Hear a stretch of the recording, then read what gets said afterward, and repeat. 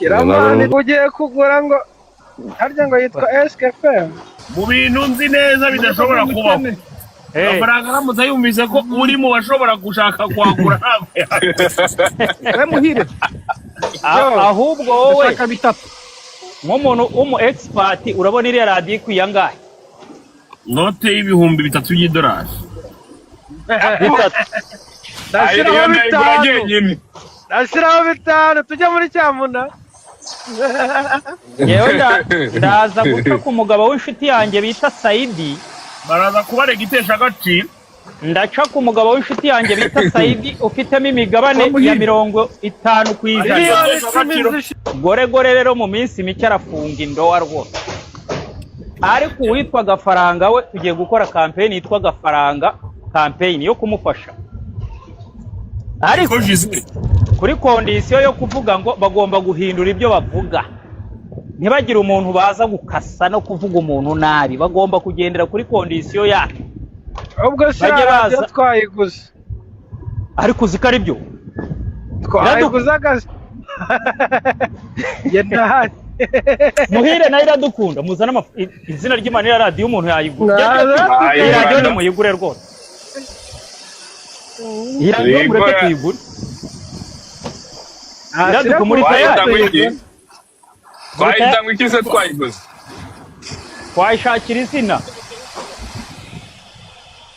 Twayishakira izina rwose iriya radio tukayigura. Yo. Waruzi ko mu Rwanda afite ibikoresho byakora radio na televiziyo ebyiri. Waruzi ko mu Rwanda afite ibikoresho byakora radio na televiziyo. None se mwaretse tukayigura. Ampaye nka data.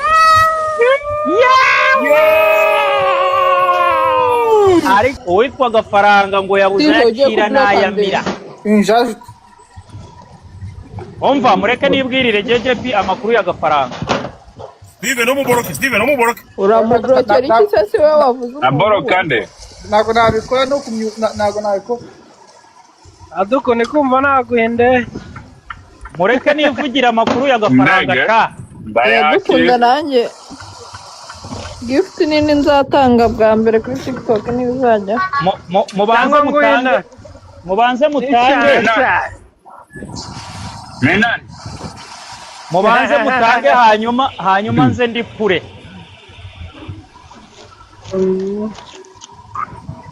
Jay. Yo. Usabwe kumva TikTok anniversary. Usabwe kumva iyi nkuru neza. Gucisha hano yeshe. Umva nujya kuyitanga utubwire dufotore ikintu cyose kinini utubwire dufotore. Intare namaze kwihindura nge niyo nzatanga. Intare yaciye hano. Nikomereza inkuru ya Gafaranga. Yazishiramo turabitambutse inkuru imaze kuryoha. Kiremwe iki? Cyame inkuru ya Gafaranga. Okay. Ubundi ugiye kuvuga inkuru urabanza ugakubitamo agatwenge. Tubane kwangiza muri wanyara. Aka gatwenge rero ubundi bakita amacacari. Anayeitwa Kafaranga au Kapesa kwa lugha mbalimbali. Uwitwa Gafaranga amakuru arimo avaho bita mu Rwagasabo. Abanyamakuru yabuze icyo abishyura bagendera rimwe kwa Ujumura. Basigaranye babiri bonyine gusa. Ubu biravugwa ko n'abariya bakorana hagiye kugendamo babiri. Akaba yaripashe muremure akabatangiriza kuri miliyoni, abatera nkunga bageze aho bahita bibana bakuramo ibyabo. Ibyo yari yizeye biranga kubera iki usuma. Oya kubera kumanuka abantu. Urabizi uburyo bavuga. Yaraje yishinga YouTube ngo arashaka gucuruza akajya azamanuka abantu agira ate. None haza kwibeshya rero atutsa abafana ngo ni ingegera ngo nta kigenda ngo bafite ubwenge bukeya. Ibyo bintu rero abafatanya bikorwa babyanga kubi kuko iyo ututse umufana ntubuze umuntu ukonsoma ibintu byawe ngo ninde. uwitwa Gafaranga rero bimukomeranye amaze kubura icyo ahemba abanyamakuru agenda banyuramo arababwira ati rero bana ba mama murabona ukuntu gahunda ibaye nta kintu dufite amasoko yagabanutse muremera kuva ku mushahara mwahembwa ariko tinya gukura umuntu ku 800 ukamukubita 250 numva bibaye nka cya gitaramaje kutubwira ubwo aho wahaguma dukore umva ubwo aho hantu wahaguma uri gukora iki ko tuba dushaka amafaranga ariko banze utekereze ahantu wahembwaga 800 bro bahise bagutitimura bakujugunye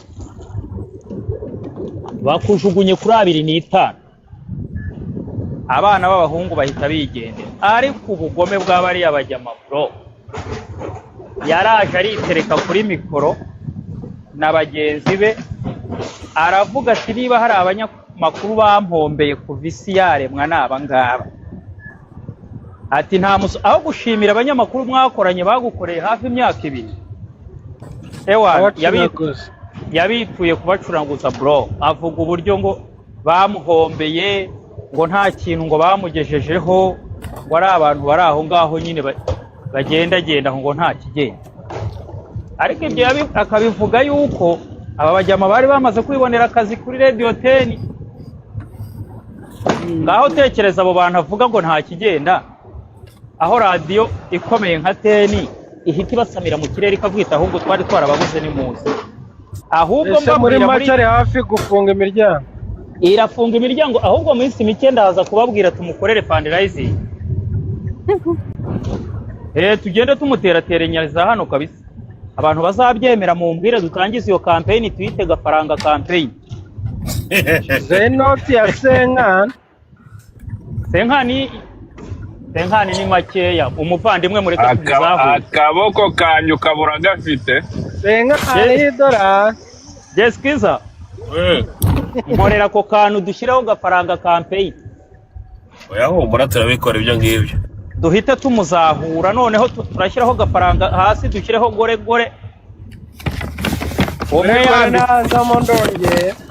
umwe yambitse undi agatimba barimo bambikana imbere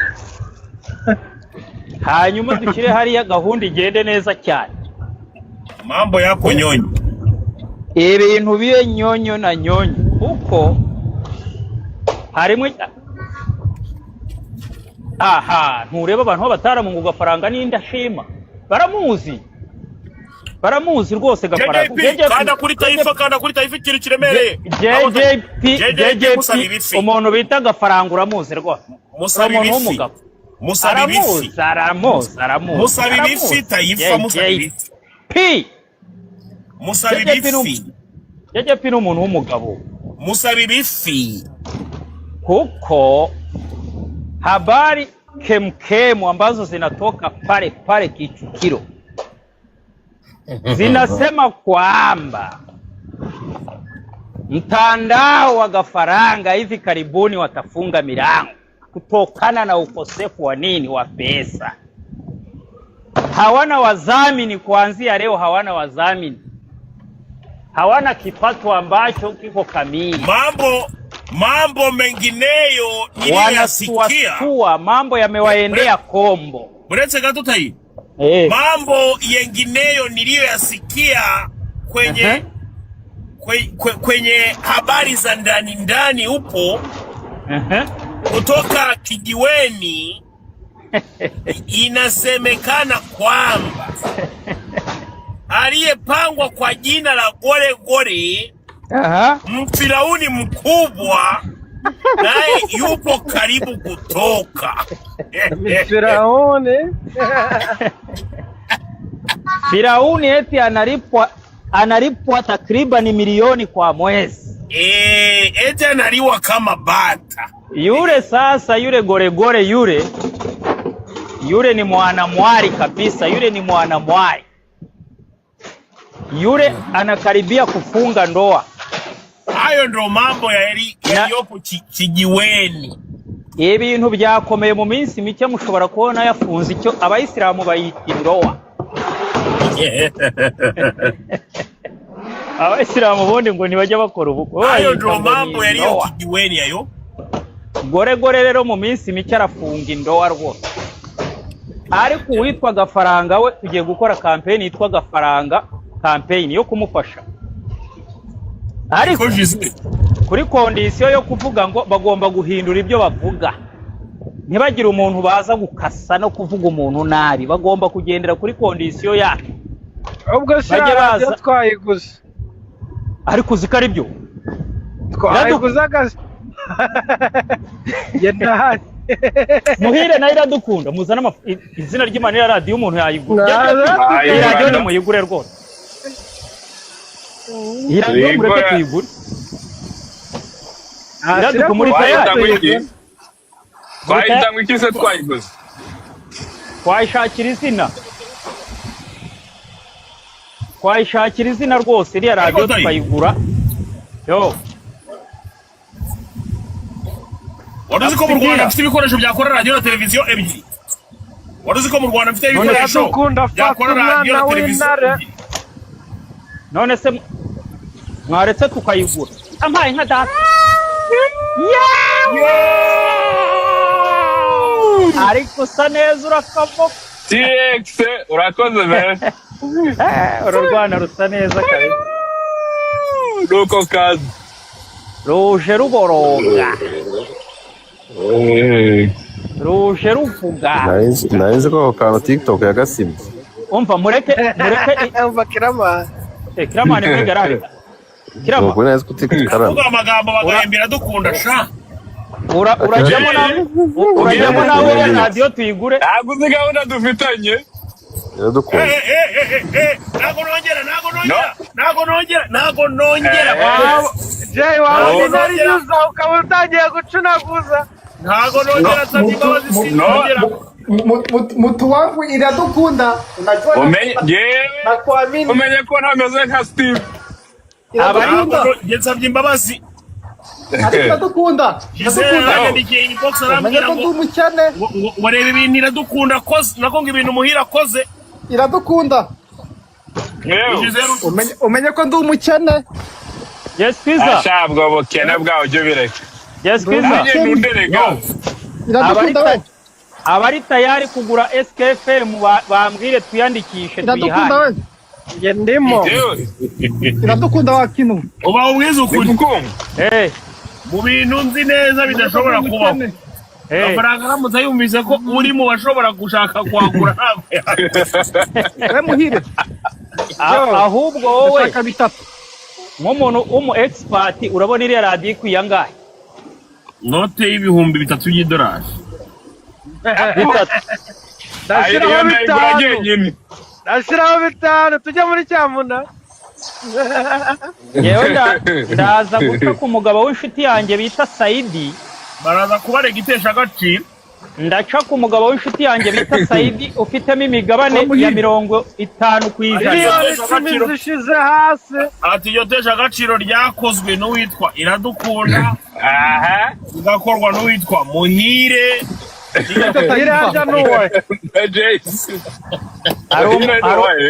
Hari umugabo w'inshuti yanjye bita Saidi uba Texas ufitemo 50%. Iyo rero ndaza kumubwira niwe mbinyuraho kugira ngo ese mutabaza ngo Adams byagenze gute? Tugomba kuyigura iriya radio byanze bikunze. Baramwegereye abantu baramwegereye Adams. Urumva? Sande tension. Adams baramwegereye baramubwira. Adams rero ngo ujye wishinga Taifa ngo naturatumomo ngo bari abana birirwa baguhereza. Oya Adams ejo niyo nta mpamvu nabonye kugara ibuke. Uracyamumva se? Umuntu bita namwe mwashaka kumutereka umupira. Mureke tuyigure ariko. Mureke tuyigure mwana. Umva Jay. Adam yambwiye ko yari afite ikibazo. Niyo mpamvu ataje aha ngaha.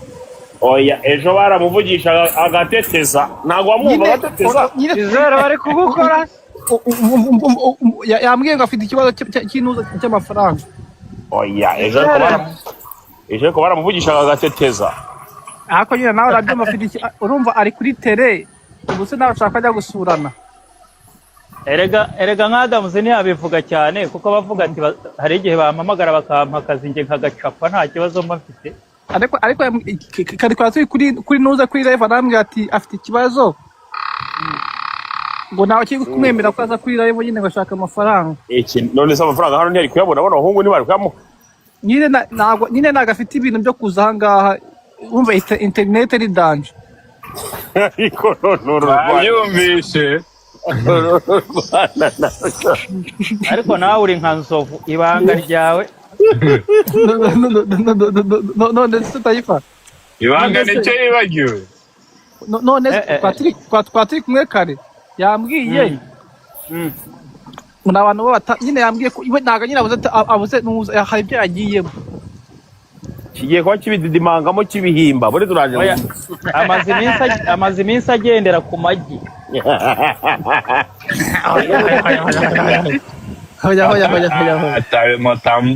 Atari ko se ibintu yo kuvugira hano. ejo bundi twabajije ibintu agateteza. amenye ko umuhungu ari igerogengesha. Erega mwebyitira Nyarugenge no se ari Zera ari mu biki Nyamara ngereka mbabwije Gisele ari kumukora tu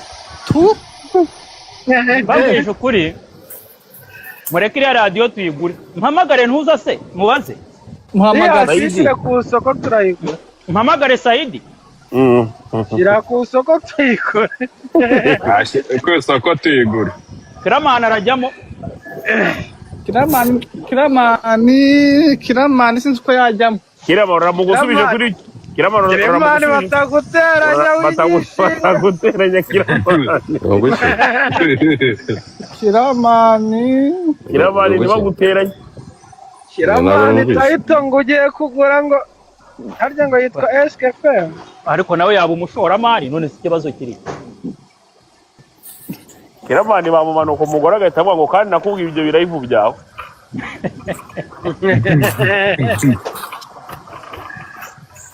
Oya mureka tuyigure n'izina madama nce kuri live. Nibyo nanjye mubwira Kiramani ihagaze ngahe ngo tuyigure siya. Kiramani nyine birasaba umuntu uyihesha agaciro tukumva agaciro kayo. Mbabarira unyumve wumva ubusabe bwanjye ndugu yangu no bwa mbere ngusabye ubusabe. Kiramani yayihaye inoti ya gitatu. Oya ntago ari Kiramani we muteranya.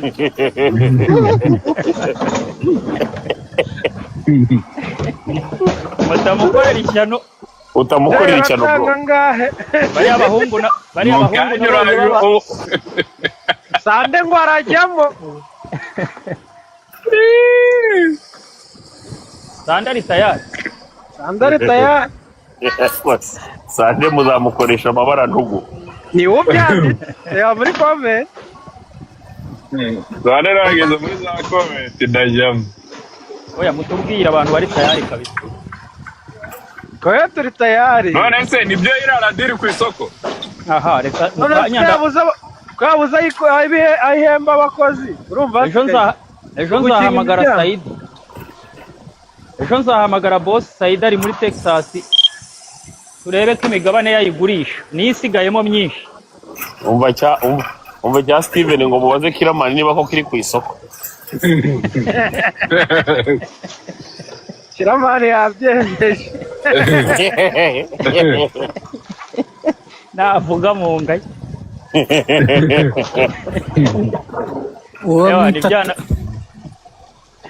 Ibyana bimusukumiye baro yanze kuyakira. Ibi byana byagutereka mu gitondo ugahora ariko ndahamagara Saidi ese abo bahungu bandi ko batarimo baratangaho ibitekerezo ra nabo se baratinya agafaranga kandi na gore. Aha ariko uriya gore ngo yegeze kwihurira n'umwana w'umusomali aramukora.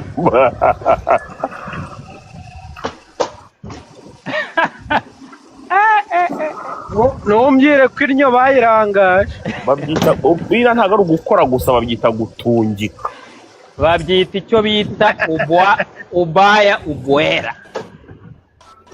Yahuye n'icyo bita watoto wa Kisomali. Ewana, saa moja takribani na nusu gore ngo walimchukua maututi, ngo yari yabaye maututi kabisa. Uzi icyo bita imbata? Uzi imbata yakubiswe n'izuba ukuntu bimeze? Uri kugenda uri gutagara. Kiramana isa nyerera. Yerega ibintu muravuga ibintu muri kuvuga ni binini.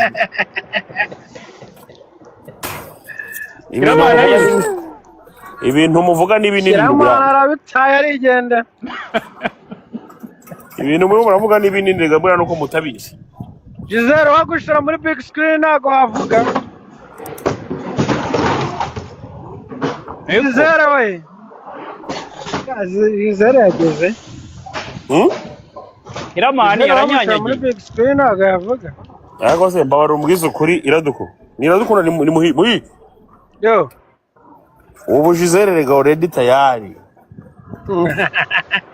Kandi angiye kumugurikiriza indege. Iradiyo bayihaye agaciro ka miliyoni enye n'abakozi ngo bari. Gisele wari ugafata indege ukemera akabaretse kunyunguta. Gisele wasanga arimo kurya. Oya, ari kurya yavuga. Ubu mwana barimo aranyungutwa bro.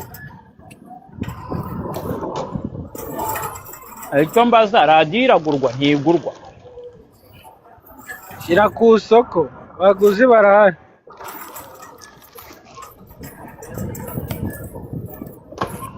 Mumbabarire iriya radiyo tuyihahe. None se ajya mu gishanga abahe? Gishowe. Usanga buhamya.